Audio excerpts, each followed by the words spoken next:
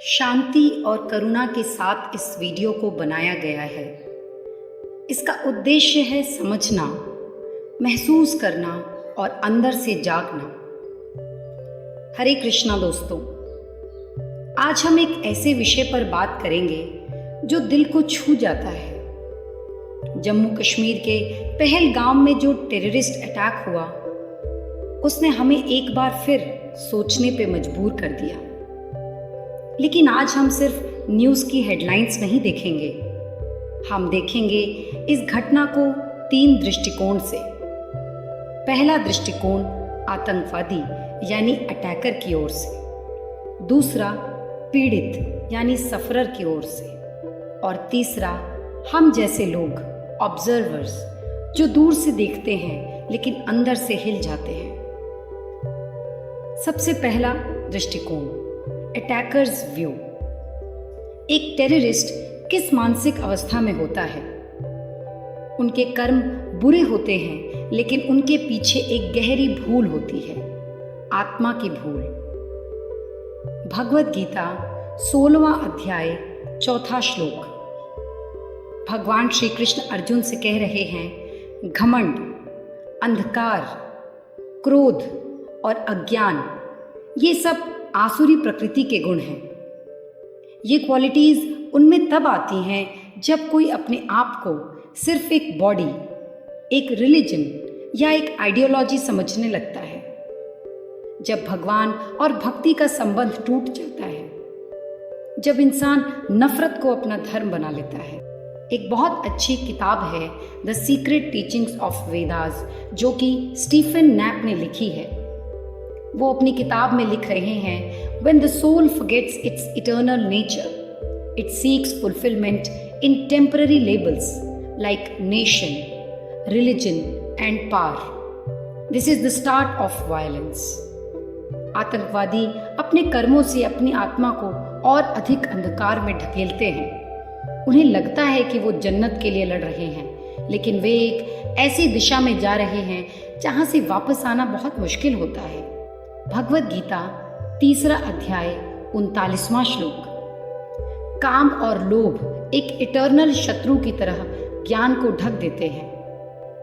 उनका ज्ञान ढक गया है और वो अंधकार में कुछ भी करने को तैयार हो जाते हैं। दूसरा दृष्टिकोण है सफरर्स पेन। जो लोग या उनके परिवार के सदस्य इस अटैक में नहीं रहे, उनका दर्द शब्दों से परे है, परंतु भक्ति और ज्ञान का मार्ग हमें इस दर्द में एक रोशनी देता है। भगवद गीता 2रा अध्याय 20वां श्लोक। आत्मा न कभी जन्म लेती है न मरती है, वो नित्य है, अमर है।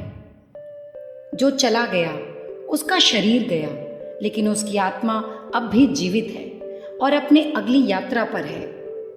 आत्मा निरंतर सफर कर रही है और एक शरीर से दूसरे शरीर में जा रही है। इस शरीर में उस आत्मा का सफर यहीं तक था। अब आगे फिर उसकी अपने कर्मों के हिसाब से उस आत्मा को नया शरीर मिलेगा।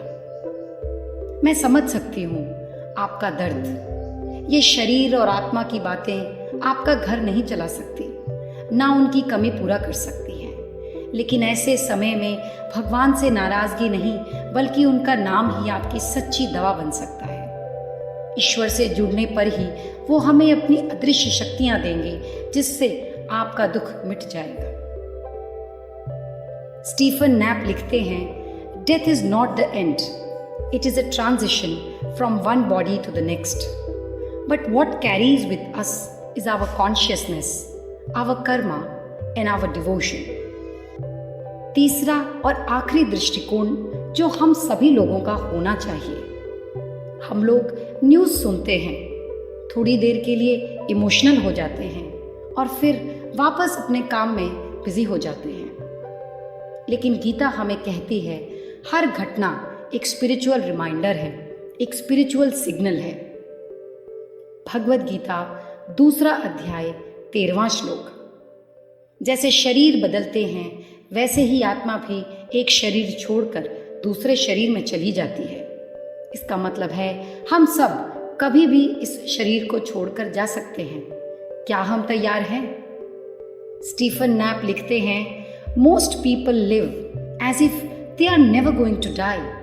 But Vedic wisdom says, live as if every moment is an opportunity to elevate your soul. तो हम क्या करें? अवेयरनेस से जिए, हर दिन आत्मा के लिए कुछ करें। इन उंगलियों का इस्तेमाल सिर्फ मोबाइल स्क्रॉलिंग के लिए नहीं, बल्कि मंत्रा चैंटिंग के लिए भी करें। अपने आसपास के लोगों को स्पिरिचुअल जागृति की तरफ ले जाएं। आत्मा को जगाना ही असली सेवा है, देश की भी, समाज की भी और भगवान की भी। वीडियो एंड करने से पहले मैं बस इतना कहना चाहूंगी कि आतंकवादियों को सजा मिलेगी, ना केवल इस भौतिक जगत में बल्कि आध्यात्मिक जगत में भी। और जो पीड़ित हुए, भगवान उनकी आत्मा को शांति दें और उनके परिवार को साहस। और हम और आप जैसे लोगों को अपने जीवन में इस घटना से ये सीख लेनी है कि हर दिन थोड़ी भक्ति करें, थोड़ा प्रेम बांटें और जीवन को भगवत गीता के अनुसार जिएं, जो कि सिर्फ एक ग्रंथ नहीं बल्कि लाइफ मैनुअल है। जय श्री कृष्ण।